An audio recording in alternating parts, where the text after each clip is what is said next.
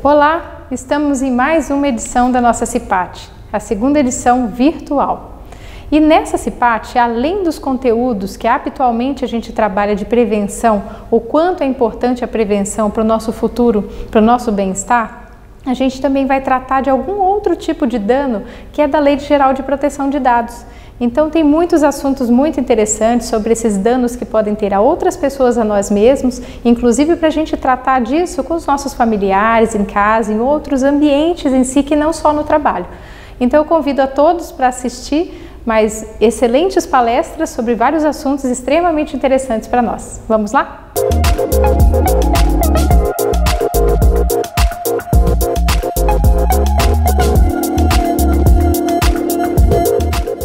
Olá, sejam bem-vindos a essa aula da CIPAT do Hospital Estadual de Bauru.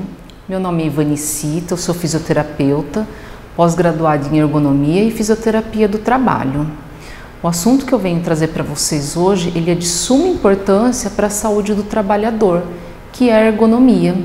Então, a ergonomia é uma ciência que estuda a adaptação do trabalho ao homem, ou seja, é o trabalho que deve se adaptar ao homem e não o contrário. Então, pensando nisso, nós vamos conversar hoje sobre como utilizar e a melhor maneira de utilizar alguns recursos que nós já temos disponíveis aqui no nosso ambiente de trabalho a nosso favor. Então, eu escolhi alguns ambientes de trabalho para a gente conversar sobre a utilização desses recursos. O primeiro ambiente de trabalho que nós vamos conversar é sobre um ambiente de trabalho informatizado. Quando a gente pensa num ambiente de trabalho informatizado, alguns itens eles são imprescindíveis. O primeiro item que nós devemos observar no que diz respeito ao mobiliário é se a cadeira possui ajuste de altura, tá? Então, a cadeira é um recurso muito importante para que o trabalhador ele consiga se posicionar adequadamente diante da sua mesa de trabalho. Ela precisa ser estofada, possuir 5 rodízios, apoio dorsal e ajuste de altura do assento. Observado esses itens, a gente começa então os ajustes da cadeira em relação à mesa. O primeiro ajuste que eu devo fazer é em relação à altura. Eu vou elevar ou abaixar a altura desse assento de maneira que com os meus ombros relaxados e os cotovelos a 90 graus, eu consiga apoiar os meus antebraços sobre a superfície da mesa. Feito esse ajuste, eu vou precisar ajustar a altura da tela do meu monitor. Ela precisa ficar com a borda superior do monitor na mesma direção do meu olhar, a mais ou menos um braço de distância, com a minha cervical alinhada, como se eu estivesse olhando para o horizonte. Se o meu monitor não possuir ajuste de altura, então se faz necessário o uso daqueles suportes para adequar essa altura. Feito o ajuste de altura da tela do seu monitor, é hora de observar se os pés estão tocando no chão. Se eles não estiverem tocando no chão, será necessário então um apoio para os pés, né? Lembrando que nem todo funcionário, nem todo trabalhador vai precisar desse apoio para os pés, tá? Ele serve somente para apoiar os pés que sejam no chão ou então nesse suporte. Os pés eles sempre precisam ficar apoiados. Após a realização desses ajustes, então eu vou me aproximar mais pertinho da mesa para evitar a adoção de posturas incorretas, por exemplo, se debruçar sobre a superfície de trabalho, né? Evitar de se debruçar sobre a sua mesa de trabalho. Um ponto importante de ressaltar é que o posto ele só deverá ter todos esses ajustes se o trabalhador permanecer nele por longos períodos, né? Aquela mesa de trabalho em que eu vou passar ali rapidinho, só para mandar um e-mail, alimentar uma planilha, ela não vai ser necessária todos esses ajustes porque ela não vai oferecer risco de adoecimento ao trabalhador porque ele vai permanecer ali por um breve período, certo? Agora vamos falar um pouquinho de posturas. Um item muito importante quando a gente pensa em alternância de posturas é o assento, né? O assento ele vai permitir o trabalhador que fica muito tempo em pé alternar para a postura sentada e para aquele trabalhador que necessita trabalhar sentado, ele precisa ter uma cadeira, como a gente falou anteriormente, com adequação de altura.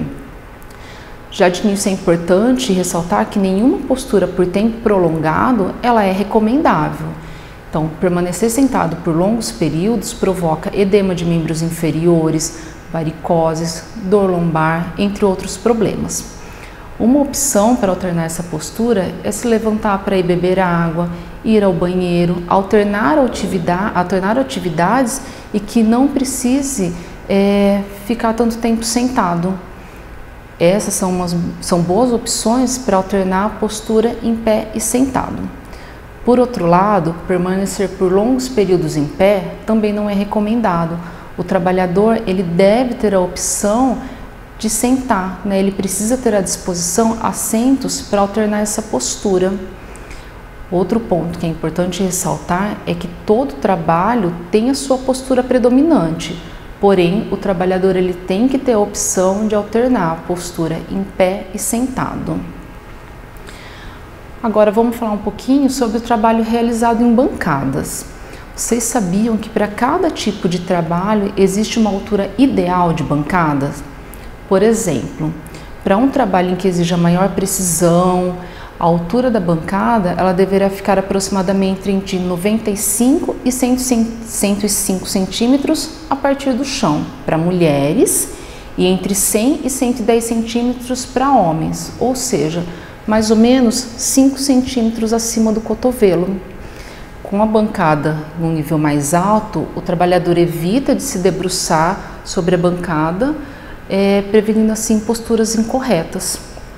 De um modo geral, as bancadas elas devem ficar mais ou menos uns 5 a 10 centímetros aqui, abaixo dos cotovelos, tá? Para um trabalho leve, em que eu necessite só as minhas mãos livres. A altura para mulheres entre 85 e 90 centímetros a partir do chão e de 90 a 95 centímetros para homem, também ali, como eu falei anteriormente, de 5 a 10 centímetros abaixo dos cotovelos. Agora, para um trabalho mais grosseiro e que exija pressão para baixo, em que eu vou precisar usar o peso do meu corpo, a altura da bancada ela deve ficar aproximadamente 30 centímetros abaixo do cotovelo. Seria de 70 a 85 centímetros a partir do chão para mulheres e de 75 a 90 para homens, porque dessa maneira, como eu já falei, a gente consegue usar o peso do nosso corpo, evitando sobrecarregar os membros superiores, por exemplo, numa atividade de martelar, parafusar, usar o serrote. Agora vamos falar um pouquinho da área assistencial. Quando se fala no atendimento ao paciente, existem algumas técnicas e recursos que nos auxiliam a utilizar menos força e, consequentemente, vai gerar menos sobrecarga muscular, auxiliando o trabalhador a desempenhar suas atividades com mais conforto e segurança. Por exemplo, a cama com ajuste de altura, ela é um ótimo recurso, né? Muitas vezes nós vivenciamos situações em que o paciente ele possui dificuldade de usar a escada para descer ou retornar para o leito, seja por sua condição clínica, seja pelo tempo de internação prolongado, pela diminuição de força dos membros inferiores, né?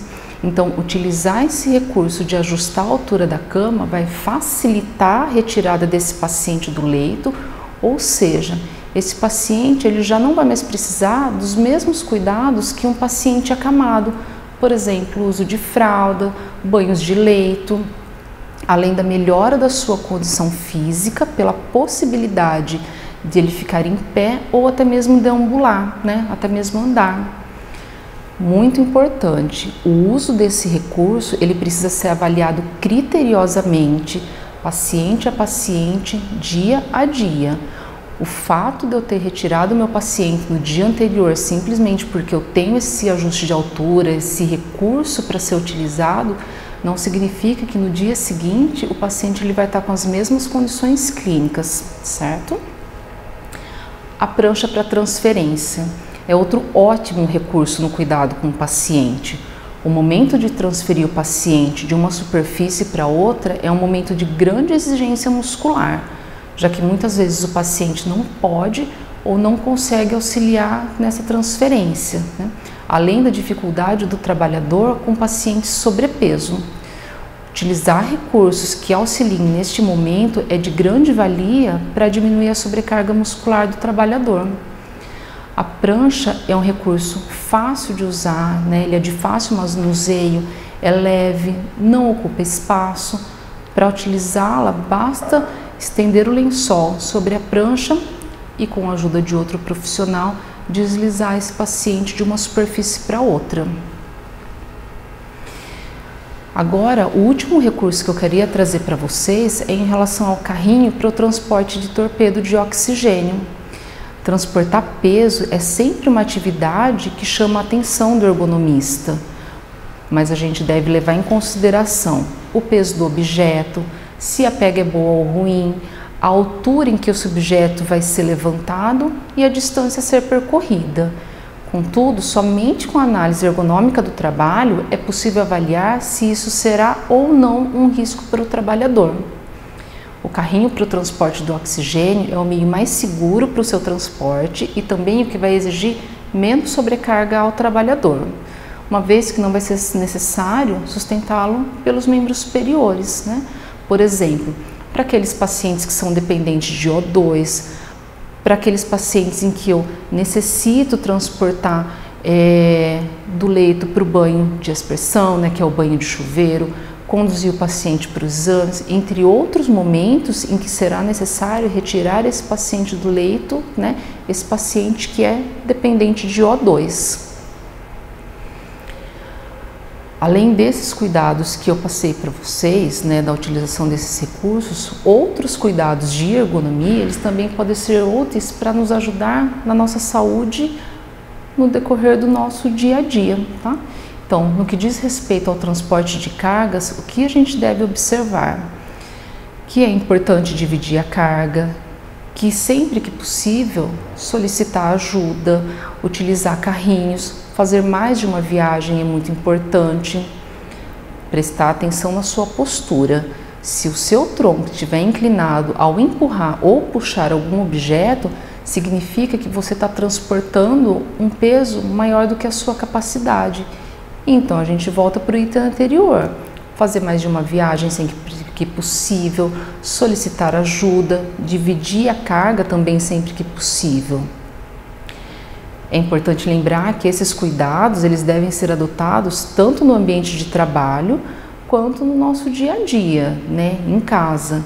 E assim a gente vai conseguir desempenhar melhor as nossas atividades com mais conforto, desempenho e segurança. Muito obrigada pela presença de vocês. Até mais.